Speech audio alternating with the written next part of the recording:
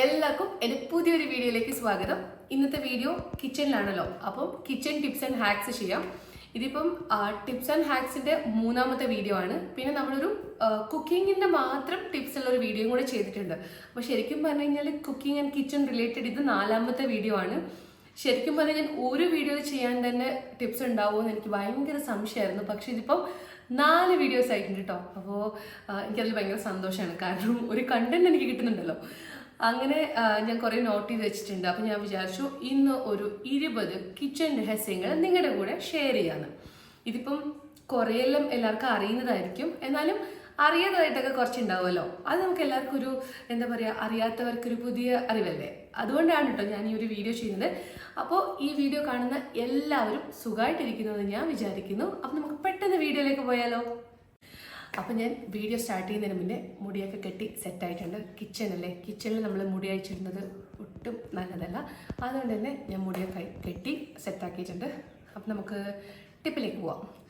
First ടിപ്പിന് വേണ്ടിയിട്ട് ഞാനൊരു കുപ്പി ഗ്ലാസും ഒരു സ്പൂണും എടുത്തിട്ടുണ്ട്. അപ്പം എന്തായിരിക്കും, എന്തോ ചായയുമായിട്ട് ബന്ധപ്പെട്ട എന്തോ ഒരു സംഭവമല്ലേ. എന്താണെന്ന് വെച്ച് കഴിഞ്ഞാൽ സാധാരണ നമുക്ക് എല്ലാവർക്കും രാവിലെയും വൈകിട്ടൊക്കെ ഒരു ചായ കുടിക്കുന്നവരായിരിക്കും കൂടുതൽ ആൾക്കാരും. അപ്പോൾ ഇതിൽ കാണിക്കാൻ ഇപ്പം എൻ്റെ കയ്യിൽ ചായ ഞാൻ ഉണ്ടാക്കിയിട്ടില്ല, പക്ഷെ കാര്യം പറയാമല്ലോ. നമുക്ക് ചൂട് ചായ ചിലപ്പം ചില കുപ്പി ഗ്ലാസ്സിലേക്ക് ഒഴിക്കുമ്പോൾ പെട്ടെന്ന് പൊട്ടിപ്പോകാനുള്ള ചാൻസ് ഉണ്ട്. അതിന് പകരം ഇതുപോലെ ഒരു സ്പൂൺ ഇറക്കി വെച്ച് നമ്മൾ ഇതിലേക്ക് ചായ ഒഴിക്കുകയാണെങ്കിൽ ഈ ഗ്ലാസ് പൊട്ടിപ്പോവില്ല. അതൊന്നാമത്തെ ടിപ്പ്. ഇനി ഇതിൻ്റെ കൂടെ തന്നെ ഒരു കാര്യം കൂടെ എനിക്ക് പറയാനുണ്ട്. ചൂട് ചായ ഊതി ഊതി കുടിക്കാൻ ഇഷ്ടപ്പെടുന്നവരായിരിക്കും നമ്മൾ കൂടുതൽ പേരും. പക്ഷെ ചില തിരക്ക് കാരണം പെട്ടെന്ന് കുറച്ചുകൂടെ തണുപ്പാണെങ്കിൽ കുറച്ചുകൂടി തണുപ്പിച്ചിട്ട് കുടിക്കാനാണെങ്കിൽ പെട്ടെന്ന് പറ്റും, പെട്ടെന്ന് എവിടെയെങ്കിലും പോകാനൊക്കെ ഉണ്ടാവില്ലേ. അങ്ങനെയുള്ളവർ ഇതിലേക്ക് ഇപ്പോൾ ചായ ഒഴിച്ചതിന് ശേഷം കുറച്ച് സമയം ഇതുപോലൊരു സ്പൂൺ ഇട്ട് വയ്ക്കാം. അപ്പോൾ കുറച്ച് വേഗത്തിൽ അത് ആറിക്കിട്ടും. ആ ചായ പെട്ടെന്ന് തന്നെ കുറച്ചുകൂടി ആറിക്കിട്ടും. അപ്പോൾ പെട്ടെന്ന് അവർക്ക് കുടിച്ചിട്ട് അവർക്ക് അവരുടെ തിരക്കുകളിലേക്ക് പോകാം. അപ്പം ഇതായിരുന്നു എൻ്റെ ടിപ്പ് നമ്പർ 1. ഫസ്റ്റ് ടിപ്പ് ചായയുമായിട്ട് ബന്ധപ്പെട്ടതായതുകൊണ്ട് തന്നെ സെക്കൻഡ് ടിപ്പും അതുമായിട്ട് കുറച്ച് ബന്ധമുള്ള ഒരു സംഭവമാണ്. എന്താണെന്ന് വെച്ച് കഴിഞ്ഞാൽ നമുക്ക് ഇതുപോലത്തെ ഒരു അരിപ്പയിലേക്ക് നമ്മൾ ചായപ്പൊടി കിട്ടുമല്ലോ. ആ ചായപ്പൊടി നിങ്ങൾ ഡസ്റ്റ്ബിന്നിൽ തട്ടാതെ നേരെ കൊണ്ടുപോയിട്ട് നമ്മുടെ ചെടികൾക്ക് ഇട്ട് കൊടുത്തു കഴിഞ്ഞാൽ നമ്മുടെ ചെടികൾ നല്ല പൂത്ത് തളിർത്ത് വരും കേട്ടോ. പ്രത്യേകിച്ച് റോസയ്ക്കും കാര്യങ്ങളൊക്കെ ആണെങ്കിൽ നല്ല അടിപൊളിയൊരു വളമാണ്. അപ്പോൾ ഇനി ആരും ആ ടീ പൗഡർ വേസ്റ്റ് ചെയ്യാൻ പാടില്ല. അതുപോലെ സൂക്ഷിച്ചു വയ്ക്കും. ഇനി ചെറിയൊരു ഫ്ലാറ്റിൽ താമസിക്കുന്നവർക്കാണെങ്കിലും കുറച്ച് ചെറിയ ഗാർഡനൊക്കെ നമുക്ക് സെറ്റ് ചെയ്യാമല്ലോ. അവിടേക്കും നമുക്കിത് യൂസ് ചെയ്യുന്ന കാര്യങ്ങളാണ്. അപ്പോൾ ആരും ഇനി ചായപ്പൊടി വേസ്റ്റ് ചെയ്യരുത്. ചായപ്പൊടി സിങ്കിൽ ഇടാൻ പാടില്ല, സിങ്ക് ബ്ലോക്കായി പോകും. അപ്പം ചായപ്പൊടിയുടെ ഒരു പ്രശ്നം നമുക്കിതിൽ തീർക്കാമല്ലോ. നമ്മുടെ ചെടികൾക്ക് അത് നല്ലൊരു വളമല്ലേ. അപ്പം ഇതാണ് എൻ്റെ ടിപ്പ് നമ്പർ 2. പിന്നെ അതുപോലെ തന്നെ ഇതുപോലത്തെ അരിപ്പകൾ പെട്ടെന്ന് ഡേർട്ടി ആവാനുള്ള ചാൻസസ് കൂടുതലാണ്. ഇതുപോലെ കറുപ്പ് വരും അതിൻ്റെ ഒരു സ്റ്റെയിൻ കാരണം. അപ്പോൾ നമുക്കിതിനെ നല്ല ചൂടുവെള്ളത്തിലിട്ടിട്ട് കുറച്ച് സമയം ഡിപ്പ് ചെയ്ത് വെച്ചതിന് ശേഷം നന്നായിട്ടൊന്ന് വാഷ് ചെയ്തെടുക്കുകയാണെങ്കിൽ കുറച്ച് നന്നായിട്ട് ഇത് ക്ലീൻ ആയിട്ട് വരും.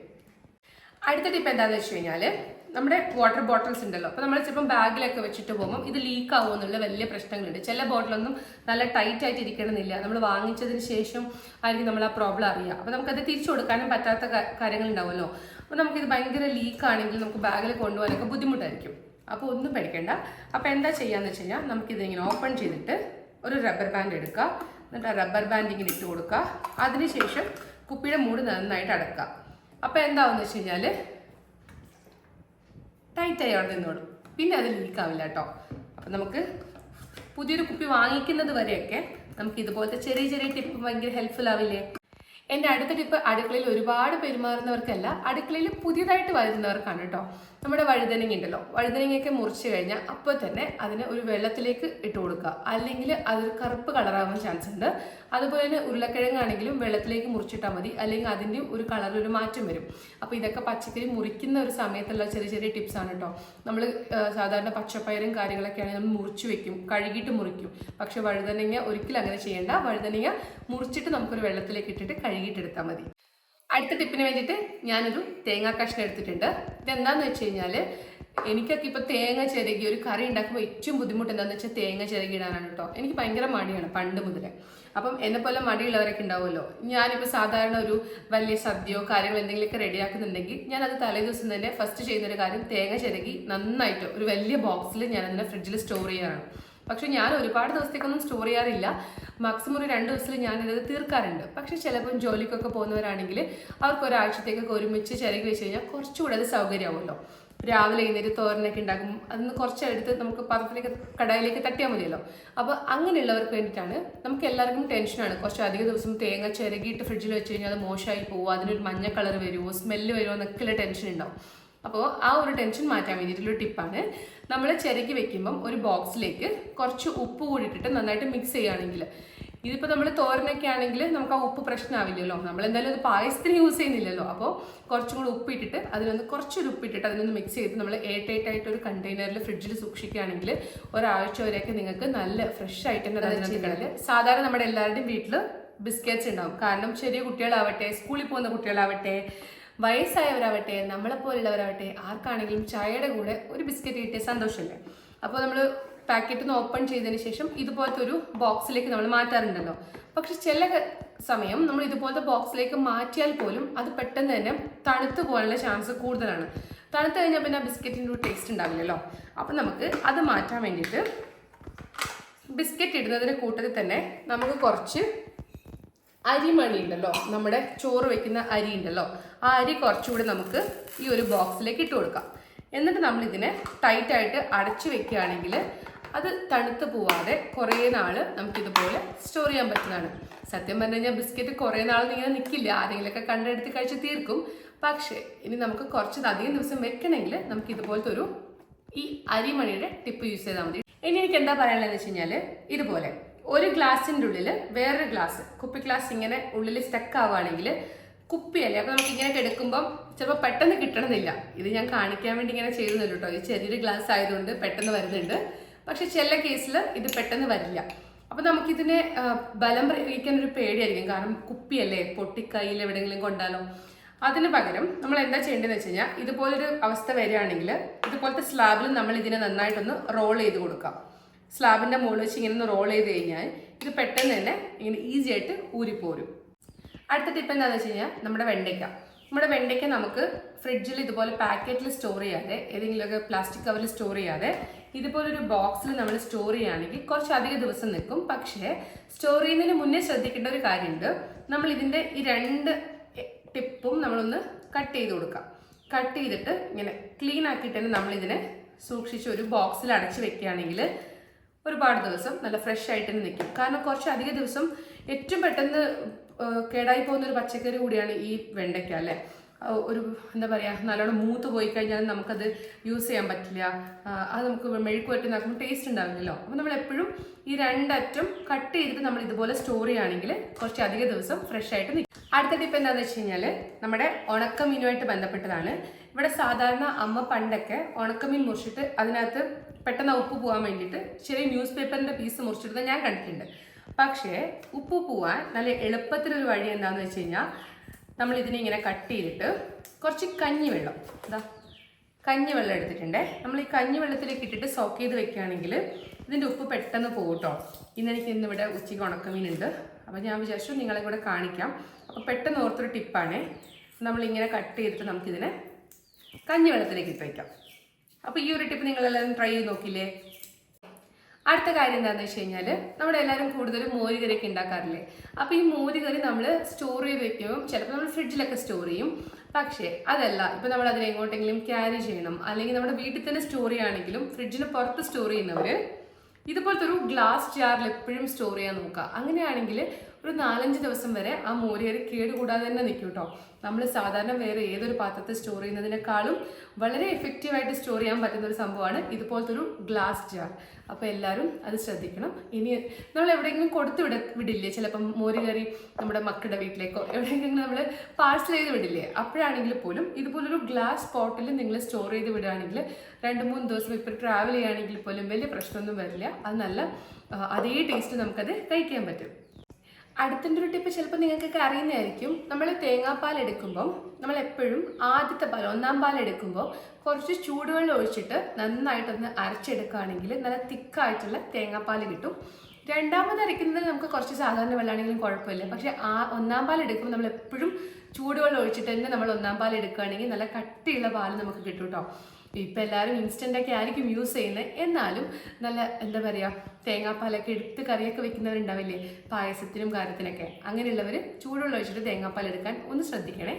ഇവിടെ എൻ്റെ വീട്ടിൽ കൂടുതൽ സമയം അച്ഛനും അമ്മയും മാത്രമേ ഉള്ളൂ കേട്ടോ. അപ്പോൾ അവർക്ക് രണ്ടുപേർക്ക് വേണ്ടിയിട്ട് ദിവസവും പോയി മീൻ വാങ്ങിക്കാനോ അല്ലെങ്കിൽ ഇവിടെ വീട്ടിനടുത്ത് മീൻ കൊണ്ടുവരുന്ന ഒരു സൗകര്യമൊന്നും ഞങ്ങൾക്കില്ല. അതുകൊണ്ട് തന്നെ അവർ ഒരാഴ്ചത്തേക്ക് ഒരുമിച്ചൊക്കെയാണ് മീൻ വാങ്ങിക്കാറ്. അപ്പോൾ എങ്ങനെ ഇതിപ്പോൾ സ്റ്റോർ ചെയ്യാന്ന് വെച്ച് കഴിഞ്ഞാൽ പണ്ടൊക്കെ ഞങ്ങൾ അതിനെ കട്ട് ചെയ്ത് മാരിനേറ്റ് ചെയ്ത് വെച്ചിട്ട് ഫ്രിഡ്ജിൽ വെക്കാനാണ്. ഫ്രീസറിൽ വെക്കാറുണ്ടായിരുന്നില്ല ഞങ്ങൾ. കാരണം എന്താണെന്ന് വെച്ചാൽ ഫ്രീസറിൽ വെച്ച് കഴിഞ്ഞാൽ പിന്നെ അത് ഭയങ്കര കട്ടിയാവും, പിന്നെ അതിനൊന്ന് ഫ്രൈ ചെയ്തെടുക്കാൻ ഒത്തിരി സമയം നമ്മൾ വെയിറ്റ് ചെയ്യേണ്ടി വരുന്നൊക്കെ കാരണം കൊണ്ട് നമ്മൾ അതിനെ താഴെ ഫ്രീസറിൽ വെക്കാറുണ്ടായിരുന്നില്ല. ഇപ്പം അമ്മ എങ്ങനെയാണ് ചെയ്യാറെന്ന് വെച്ച് കഴിഞ്ഞാൽ ആ ക്ലീൻ ചെയ്ത മീനെ അതുപോലെ തന്നെ ഇതുപോലത്തെ ഒരു ബോക്സിൽ നിറച്ച് വെള്ളം നിറച്ച് അതിലേക്കിട്ട് അതുപോലെ ഫ്രീസറിൽ വെക്കാറുണ്ട്. അപ്പോൾ അമ്മ പറയാണ് അങ്ങനെ നമ്മൾ വെക്കുകയാണെങ്കിൽ ഒരാഴ്ചയ്ക്ക് മുകളിൽ അല്ലെങ്കിൽ 10 ദിവസം വരെ ആ മീൻ നല്ല ഫ്രഷ് ആയിട്ട് തന്നെ നിൽക്കും. സാധാരണ പറയാറില്ലേ നമുക്ക് ഫ്രീസറിൽ നിന്ന് കിട്ടുന്ന മീനാണ്, ഐസിട്ട മീനാണെന്നൊക്കെ നമ്മൾ പറയാറില്ലേ. പക്ഷേ ഐസിട്ട മീൻ നമ്മുടെ വീട്ടിൽ നമ്മൾ ഇതുപോലെ ഉണ്ടാക്കുകയാണെങ്കിൽ അതിൽ വേറെ പ്രശ്നമൊന്നുമില്ല. കാരണം നമ്മൾ മാർക്കറ്റിലൊക്കെ ഐസിട്ട മീനിൽ അവർ പല പൊടികളും കാര്യങ്ങളൊക്കെ ഇടുന്നുണ്ടെന്നാണ് ന്യൂസിലൊക്കെ പറയുന്നത്. അതുകൊണ്ട് നമ്മുടെ വീട്ടിൽ തന്നെ നമ്മൾ ഈ ഒരു മെത്തേഡ് പോവുകയാണെങ്കിൽ കുഴപ്പമൊന്നുമില്ല എന്ന് എനിക്ക് തോന്നുന്നു. ഒരു 10 ദിവസം വരെയൊക്കെ മീൻ നല്ല ഫ്രഷ് ആയിട്ട് തന്നെ, അതൊരു എന്താ പറയുക ചീഞ്ഞ് പോലതോ അങ്ങനെയൊന്നും ഉണ്ടാവില്ല, നല്ല സ്റ്റിഫായിട്ട് നല്ല ഫ്രഷ് ആയിട്ട് തന്നെ നിൽക്കാറ്. അടുത്തതിൻ്റെ ഒരു കുക്കിംഗ് ടിപ്പാണ്. ഞാൻ ഇതൊരു വീഡിയോയിൽ പറഞ്ഞിട്ടുണ്ട്. എൻ്റെ വീഡിയോസ് എല്ലാം കാണുന്നുണ്ട്, ഷോർട്സ് ഒക്കെ കാണുന്നവർക്കൊക്കെ അറിയായിരിക്കും. നമ്മൾ കോവയ്ക്ക മെഴുക്കുവരട്ടിയും കാര്യങ്ങളൊക്കെ വെക്കുമ്പം സാധാരണ എനിക്കൊന്നും കോവയ്ക്ക് ഒട്ടും ഇഷ്ടമില്ലാത്തൊരു പച്ചക്കറിയായിരുന്നു. കൂടുതൽ ആൾക്കാർക്കും കോവയ്ക്ക ഇഷ്ടമല്ല എന്നൊക്കെ പറയുന്നത് ഞാൻ കേട്ടിട്ടുണ്ട്. ഇഷ്ടമുള്ളവരും ഉണ്ടാവേ, ഞാൻ ഇല്ലാത്തവരുടെ കാര്യം പറഞ്ഞത്. അങ്ങനെ കോവയ്ക്ക കഴിക്കാൻ ഒട്ടും ഇഷ്ടമില്ലാത്ത ആരെങ്കിലൊക്കെ ഉണ്ടെങ്കിൽ നമ്മൾ എന്താ ചെയ്യാന്ന് വെച്ച് കഴിഞ്ഞാൽ മെഴുക്കുവരട്ടിക്ക് ഉണ്ടാക്കി അവസാനം 1 സ്പൂൺ സാമ്പാർ പൊടി അതിലിട്ട് കൊടുക്കുകയാണെങ്കിൽ ആ കറിക്ക് വല്ലാത്തൊരു ടേസ്റ്റ് ആയിരിക്കും. ശരിക്കും പറഞ്ഞാൽ ഞാൻ കോവയ്ക്ക ഇഷ്ടപ്പെടാൻ തുടങ്ങിയത് ഈ ഒരു സാമ്പാർ പൗഡർ ഇട്ടതിന് ശേഷമാണ് കേട്ടോ. അത് സാമ്പാർ പൗഡർ ഇട്ടിട്ട് നമ്മൾ ഉണ്ടാക്കുന്ന തോരനാവട്ടെ അല്ലെങ്കിൽ ആ ഒരു കറിയെന്നും അതെന്താ പറയുക, തോരനല്ലേ പറയാം, ആ തോരൻ നല്ല അടിപൊളിയാണ്. മെഴുക്കുവരട്ടി ആവട്ടെ തോരനാവട്ടെ നല്ല അടിപൊളി ടേസ്റ്റാണ് കേട്ടോ. അപ്പോൾ നിങ്ങൾ നെക്സ്റ്റ് ടൈം കോവയ്ക്ക് ഇടുമ്പോൾ കോവയ്ക്ക് വെച്ചിട്ട് എന്തെങ്കിലുമൊക്കെ ഉണ്ടാക്കുമ്പോൾ ലാസ്റ്റ് അതിൽ കുറച്ച് സാമ്പാർ പൊടി കൂടെ ഇട്ട് നോക്കാം. അടുത്തത് എന്താണെന്ന് വെച്ച് കഴിഞ്ഞാൽ ഇതുപോലെ സീൽ ചെയ്യാനുള്ള ക്ലിപ്സ് ആണ് കേട്ടോ. ഇത് ഞാൻ മീഷോന്ന് വാങ്ങിച്ചതാണ്. ഇതിന് 119 രൂപ അങ്ങനെ എന്തോ ആണ്. ഇത് ആമസോണിലും കിട്ടും കേട്ടോ. ആമസോണിൽ എനിക്കൊന്ന് കുറച്ച് വില കൂടുതലുണ്ടോ എന്നറിയില്ല. പക്ഷേ നമുക്കിതുപോലെ ഇത് ഒരു സെറ്റിൽ ഒരുപാട് വരും, ഒരു 15 എണ്ണത്തിൽ കൂടുതൽ വരും. അപ്പോൾ നമുക്കിത് വാങ്ങിച്ചു കഴിഞ്ഞാൽ പല സൈസിലും നമുക്കിത് കിട്ടും കേട്ടോ. ഇതിൻ്റെ ഇതാണ് ഏറ്റവും വലിയ സൈസ്. ഇതിൻ്റെ കുഞ്ഞു സൈസ് ഉണ്ടാവും, പിന്നെ വളരെ ചെറിയ സൈസിലും കിട്ടും. ഇതുപോലെ നമ്മൾ ഓപ്പൺ ചെയ്ത് വെച്ചിരിക്കുന്ന പൊടികളൊക്കെ ഉണ്ടാവില്ലേ, ഇതിപ്പോൾ പുട്ടുപൊടിയാണ്. അത് നമുക്കിതുപോലെ ക്ലോസ് ചെയ്തിട്ട് ഇത് വെച്ച് നമുക്കിങ്ങനെ സീൽ ചെയ്ത് കഴിഞ്ഞാൽ കാറ്റ് കിടക്കാതെ നമുക്ക് കുറേ ദിവസം സ്റ്റോർ ചെയ്യാൻ പറ്റും. അപ്പം ഈ ഒരു ക്ലിപ്പ് വളരെ യൂസാണ് കിച്ചണിലൊക്കെ. നിങ്ങൾ ഇത് വാങ്ങിക്കാൻ പറ്റുമെങ്കിൽ എന്തായാലും വാങ്ങിക്കണം കേട്ടോ. അടുത്ത ടിപ്പ് എന്താണെന്ന് വെച്ച് കഴിഞ്ഞാൽ നമ്മൾ പാലൊക്കെ നന്നായിട്ട് കുറുക്കിയെടുക്കില്ലേ, ഒരുപാട് ബോയിൽ ചെയ്ത് നമ്മൾ അതിനൊരു പകുതി വരെയൊക്കെ കുറുക്കിയെടുക്കുന്ന സമയം ഉണ്ടാവില്ലേ. അങ്ങനെ കുറുക്കിയെടുക്കുമ്പോൾ നമുക്കിങ്ങനെ കുറേ സമയം ഇളക്കിക്കൊണ്ടിരിക്കാൻ പറ്റില്ല. അപ്പോൾ നമ്മൾ കുറച്ച് അങ്ങോട്ട് മാറി കഴിയുമ്പോൾ ഇതിങ്ങനെ തിളച്ച് പുറത്തേക്ക് മറിയാറുണ്ട്. അപ്പോൾ അതിന് പകരം അങ്ങനെ തിളച്ച് പോകാതിരിക്കാൻ വേണ്ടിയിട്ട് അങ്ങനെ കുറുക്കിയെടുക്കുന്ന സമയത്ത് നിങ്ങൾ ഇതുപോലൊരു തവി ഇതിനകത്ത് വെക്കുകയാണ്. അല്ലെങ്കിൽ നമ്മൾ ഇളക്കാൻ ഉപയോഗിച്ച ഒരു സ്പൂണോ തവിയോ ഉണ്ടല്ലോ, അത് നമ്മൾ ഇതിനകത്ത് തന്നെ വെക്കുകയാണെങ്കിൽ ഇത് തിളച്ച് പുറത്തേക്ക് മറിയില്ല. നമുക്ക് എല്ലാവർക്കും അറിയാം നമ്മൾ വീട്ടിലുണ്ടാക്കുന്ന പച്ചക്കറീൻ്റെ അത്ര സേഫ് അല്ല നമ്മൾ പുറത്തുനിന്ന് പച്ചക്കറികൾ വാങ്ങിക്കുമ്പോൾ. പിന്നെ കുറേ ഐറ്റംസ് ഒന്നും നമുക്ക് എന്തായാലും വീട്ടിലുണ്ടാക്കാൻ പറ്റാത്ത ഐറ്റംസ് ഉണ്ടല്ലോ. അതായത് നമുക്ക് ഇപ്പോൾ കോളിഫ്ലവർ ആവട്ടെ അല്ലെങ്കിൽ ക്യാബേജ് ആവട്ടെ അതുപോലെ തന്നെ ബ്രോക്കലി ആവട്ടെ, ഇതൊക്കെയാണ് നമ്മൾ പറയുക കൂടുതൽ പെസ്റ്റിസൈഡ്സും കാര്യങ്ങളൊക്കെ അടിച്ചിട്ട് വരുന്ന സംഭവങ്ങളാണെന്ന് പറയും. ശരിക്കും പറഞ്ഞു കഴിഞ്ഞാൽ നമ്മൾ കഴിക്കുന്ന എല്ലാ പച്ചക്കറിയിലും പെസ്റ്റിസൈഡ്സ് ഉണ്ടാവും. കാരണം ഇതൊന്നും നമ്മൾ ഉണ്ടാക്കാൻ റെഡിയല്ലല്ലോ. ഇതൊന്നും നമ്മുടെ വീട്ടിൽ നട്ട് വളർത്താനും നമുക്ക് സ്ഥലപരിമിതികളും സമയ പ്രശ്നങ്ങളൊക്കെ ഉണ്ടാവുന്നതുകൊണ്ട് തന്നെ നമ്മളെല്ലാം പുറത്തുനിന്നല്ലേ വാങ്ങിക്കുന്നത്. അപ്പോൾ അവരവരുടെ വ്യാവസായിക ലാഭത്തിന് വേണ്ടിയിട്ട് അവരിതൊക്കെ അതിൽ അടിക്കുന്നുണ്ടാവും. അപ്പോൾ നമുക്ക് എന്താ ചെയ്യാൻ പറ്റുകയെന്ന് വെച്ച് കഴിഞ്ഞാൽ നമുക്കൊരു പരിധി വരെ ഇതിൻ്റെയൊക്കെ അളവ് കുറയ്ക്കാൻ വേണ്ടിയിട്ട് അല്ലെങ്കിൽ ഇതിൻ്റെയൊക്കെ ഒരു ആരോഗ്യ പ്രശ്നം കുറയ്ക്കാൻ വേണ്ടിയിട്ട് നമുക്ക് വിനാഗിരിയിൽ ഇതിനൊന്ന് കഴുകിയെടുക്കുകയാണെങ്കിൽ കുറച്ചുകൂടി അതിലുള്ള കീടനാശിനികളൊക്കെ നമ്മളിത് ദൂരം നിൽക്കുന്നതാണ് പറയപ്പെടുന്നത്. അപ്പോൾ സാധാരണ നമ്മൾ മഞ്ഞൾപ്പൊടിയും ഉപ്പും ഇട്ടിട്ട് വാഷ് ചെയ്യുന്നതിന് പകരം അതിൽ കുറച്ച് വിനാഗിരി കൂടെ ആഡ് ചെയ്തിട്ട് നമ്മളതിനെ നന്നായിട്ട് വാഷ് ചെയ്തെടുക്കണം. അത് പറഞ്ഞപ്പോഴാണ് ഞാൻ ഓർത്തത്, നമുക്ക് ഏറ്റവും ഇഷ്ടപ്പെട്ട ഫ്രൂട്ട് അല്ലേ നമ്മൾ ഗ്രേപ്സ്, മുന്തിരിങ്ങ. അപ്പം മുന്തിരിങ്ങയിലും ഒരുപാട് പെസ്റ്റിസൈഡ്സും കാര്യങ്ങളൊക്കെ അടിച്ചിട്ട് വരുന്നതാണ് പറയപ്പെടുന്നത്. അപ്പം നമ്മൾ അതിനെ നന്നായിട്ട് ഉപ്പ് വെള്ളത്തിലിട്ട് വെച്ച് കുറച്ച് സമയം നന്നായിട്ട് അതിന് ഉപ്പ് വെള്ളത്തിൽ റെസ്റ്റ് ചെയ്യാൻ വയ്ക്കുക. അതിനുശേഷം അതിനെ കഴുകിയെടുത്തതിന് ശേഷം നമ്മൾ ഇതുപോലൊരു എയർടൈറ്റായിട്ടുള്ള കണ്ടെയ്നറിലേക്ക് മാറ്റി നമുക്കിതിനെ ഫ്രിഡ്ജിൽ സൂക്ഷിക്കാൻ പറ്റുകയാണ്. പക്ഷെ നമ്മൾ പുറത്ത് വെക്കുകയാണെങ്കിൽ അത് പെട്ടെന്ന് ചീത്തയായി പോകും. ഫ്രൂട്ട്സ് ഒക്കെ അതായത് ഗ്രേപ്സ് പെട്ടെന്ന് മോശമായി പോവില്ല പുറത്ത് വെക്കുകയാണെങ്കിൽ. പക്ഷെ അതേ സമയത്ത് നമ്മൾ ഇതുപോലൊരു ബോക്സിലാണ് വെക്കുന്നെങ്കിൽ കഴുകി ക്ലീൻ ചെയ്ത് നമുക്ക് ഇതുപോലൊരു ബോക്സിൽ വെച്ച് കഴിഞ്ഞാൽ കുറേ ദിവസം നല്ല ഫ്രഷ് ആയിട്ട് തന്നെ നിൽക്കും കേട്ടോ. ഇതിപ്പോൾ ഞാനൊരു 4-5 ദിവസം മുന്നേ വാങ്ങിച്ച ഗ്രേപ്സ് ആണ്, ഒരു പ്രശ്നവും വന്നിട്ടില്ല. നന്നായിട്ട് ക്ലീൻ ചെയ്ത് ഞാൻ ടിഷ്യൂവിൽ അതിനെ നന്നായിട്ട് തുടച്ചെടുത്തിട്ടാണ് കേട്ടോ ഇതിനകത്ത് വെച്ചത്. അതായത് വെള്ളത്തോടെ ഞാൻ വെച്ചിട്ടില്ല, ടിഷ്യൂല് നന്നായിട്ട് ഉരച്ച് ക്ലീൻ ചെയ്തിട്ടാണ് ഈ ഒരു ഇതിൽ സ്റ്റോർ ചെയ്ത് വെച്ചിരിക്കുന്നത്. ഇതിൽ കൺമണിക്ക് ഇഷ്ടപ്പെട്ടൊരു ഫുഡാണ് കേട്ടോ ഈ പാസ്ത. അപ്പോൾ ഈ പാസ്ത ഉണ്ടാക്കുമ്പോൾ എനിക്ക് എപ്പോഴും വരുന്നൊരു പ്രശ്നം എന്താണെന്ന് വെച്ച് കഴിഞ്ഞാൽ നമ്മൾ പാസ്ത വേവിക്കാൻ വെക്കുമല്ലോ. അപ്പോൾ ഇതിങ്ങനെ തിളച്ച് ഗ്യാസിൻ്റെ മുകളിലേക്ക് മൊത്തം മറിഞ്ഞ് വല്ലാണ്ട് വൃത്തിയേടാക്കും കേട്ടോ എൻ്റെ ഗ്യാസ് സ്റ്റവിനെ. പക്ഷെ ഇത് ഉണ്ടാക്കാതിരിക്കാനും എനിക്ക് ഓപ്ഷനില്ല, കാരണം കൺമണി ഇടയ്ക്കിടയ്ക്ക് ചോദിക്കുന്ന ഒരു ഫുഡാണ് പാസ്ത. അപ്പോൾ ഞാൻ അതിനൊരു സൊല്യൂഷൻ കൊണ്ടാണ് വന്നിരിക്കുന്നത്. എന്തായാലും ഇതിങ്ങനെ തിളച്ചു മറിയുമല്ലോ. അപ്പോൾ നമുക്ക് തിളച്ചു മറിയാതിരിക്കാൻ വേണ്ടിയിട്ട് ഒരു സ്പൂൺ എടുത്തിട്ട് ആ ഒരു പാത്രത്തിന് കുറുകെ വെക്കുകയാണെങ്കിൽ ഇത് തിളച്ച് ആ ഒരു നമ്മൾ വെച്ചില്ലേ ആ തവിയുടെ ഒരു ലെവലിലേക്ക് വന്നിട്ട് വീണ്ടും താഴേക്ക് തന്നെ പോകും ആ വെള്ളം. അല്ലാതെ ഇങ്ങനെ തിളച്ച് പുറത്തേക്ക് മറിയില്ല. അപ്പം നമുക്ക് ആ നമ്മുടെ ഗ്യാസ് സ്റ്റൗവിനെ ക്ലീൻ ചെയ്യുന്ന പരിപാടി നമുക്ക് എന്താ പറയുക, ആ ടൈം നമുക്ക് സേവ് ചെയ്യാം. അപ്പോൾ നിങ്ങളെല്ലാവരും നെക്സ്റ്റ് ടൈം പാസ്തയൊക്കെ ഉണ്ടാക്കുമ്പോൾ തിളച്ച് മറിയാതിരിക്കാൻ വേണ്ടിയിട്ട് കുറുകെ ഒരു സ്പൂൺ വെച്ചാൽ മതി കേട്ടോ. അടുത്ത ടിപ്പ് ഓൾമോസ്റ്റ് എല്ലാവർക്കും അറിയുന്ന കാര്യമായിരിക്കും കേട്ടോ. നമ്മുടെ വെളുത്തുള്ളി, ഉള്ളി, ഉരുളക്കിഴങ്ങ് ഇതുപോലത്തെ പച്ചക്കറിയൊന്നും നമ്മൾ ഫ്രിഡ്ജിൽ സ്റ്റോർ ചെയ്യാതെ മാക്സിമം പുറത്ത് തന്നെ സ്റ്റോർ ചെയ്യുക. എന്തായാലും പുറത്ത് തന്നെ സ്റ്റോർ ചെയ്യാം കേട്ടോ. അതിന് ഫ്രിഡ്ജിൽ വെക്കാനുള്ളൊരു ഓപ്ഷനേ ഇല്ല. പിന്നെ നമ്മൾ ഏറെ കടക്കുന്ന രീതിയിൽ ഇതിനെ സ്റ്റോർ ചെയ്യുകയാണെങ്കിൽ കുറേ നാൾ ഇതിന് കേട് വരാതിരിക്കും. നമ്മൾ എയർ ടൈറ്റ് ആയിട്ടൊക്കെ ഇതിനെ വെക്കുകയാണെങ്കിൽ പെട്ടെന്ന് ചീഞ്ഞണിഞ്ഞു പോകും കേട്ടോ. അപ്പോൾ എപ്പോഴും ഇപ്പോൾ നമ്മളൊരു ബാസ്ക്കറ്റിൽ ഇടുകയാണെങ്കിൽ കുറച്ച് ഹോൾസ് ഉള്ള ബാസ്ക്കറ്റ് നോക്കി എടുക്കുക. അടുത്തത് അഗെയിൻ ഒരു കുക്കിംഗ് ടിപ്പാണ്. നമ്മൾ നീർദോശ ഉണ്ടാക്കിയില്ലേ, നീർദോശ എന്ന് വെച്ച് കഴിഞ്ഞാൽ പച്ചരി മാത്രമുള്ള ഒരു ദോശ, ഉഴുന്നിട്ട ദോശയല്ല, സാധാരണ നീർദോശ. കൂടുതൽ എനിക്ക് തോന്നുന്നു നീർദോശ നമ്മുടെ ഈ മലബാർ സൈഡിലേക്കാണ് കാണുന്നത്. പ്രത്യേകിച്ച് മാംഗ്ലൂർ സ്പെഷ്യലാണ് ഈ നീർദോശ. അപ്പം നമ്മൾ കാസർഗോഡ്, കണ്ണൂർ ജില്ലകളിലൊക്കെയാണ് കൂടുതൽ കാണുമെന്ന് എനിക്ക് തോന്നുന്നു. അപ്പം നീർദോശ പല സ്ഥലങ്ങളിൽ പല രീതിയിലായിരിക്കും ഉണ്ടാക്കുക. ഞാൻ ഈ ഇടയ്ക്ക് ഒരു വീഡിയോ കണ്ടു, പച്ചരിയും അതിൽ ചോറും ഇട്ടിട്ടാണ് അവർ നീർദോശ ഉണ്ടാക്കുന്നത്. പക്ഷെ നമ്മൾ നീർദോശ ഉണ്ടാക്കുന്നത് അതിൽ പച്ചരിയും നമ്മുടെ ചെറിയ തേങ്ങ ഇട്ടിട്ടാണ് നമ്മൾ നീർദോശ ഉണ്ടാക്കുക. ഇനി എന്താ പറയുക, തേങ്ങ ചിരകാനൊക്കെ സമയം കുറവുള്ളവർക്ക് നീർദോശ ഉണ്ടാക്കാൻ വേണ്ടിയിട്ട് പച്ചരി ഒരു 4 മണിക്കൂർ കുതിർത്ത് വെച്ചാൽ മതി കേട്ടോ. ഒരു 4 മണിക്കൂർ കുതിർത്ത് വെച്ച പച്ചരിയും ഇതിലേക്ക് നമ്മളൊരു ഹാഫ് പീസ്, അതായത് നമ്മുടെ അരിയുടെ അളവിന് നമ്മളൊരു ഹാഫ് പീസ് സവാള ഇട്ട് കൊടുക്കുകയാണെങ്കിൽ അങ്ങനെയാണെങ്കിൽ നമുക്ക് നന്നായിട്ട് നീർദോശ ഉണ്ടാക്കിയെടുക്കാൻ പറ്റും. ഇത് ഞാൻ ഈ സവാള ഇടുന്ന ടിപ്പ് എന്തുകൊണ്ട് പറയുന്നത് വെച്ചാൽ ചിലവർക്ക് ചെറിയ തേങ്ങ ഉണ്ടാവണമെന്നില്ല, വെച്ച ചോറ് ഉണ്ടാവണമെന്നില്ല. അപ്പം അങ്ങനെയുള്ളവർക്ക് ഒരു പീസ് സവാള ഇട്ട് കൊടുത്താൽ മതി കേട്ടോ പച്ചരിയുടെ കൂടെ.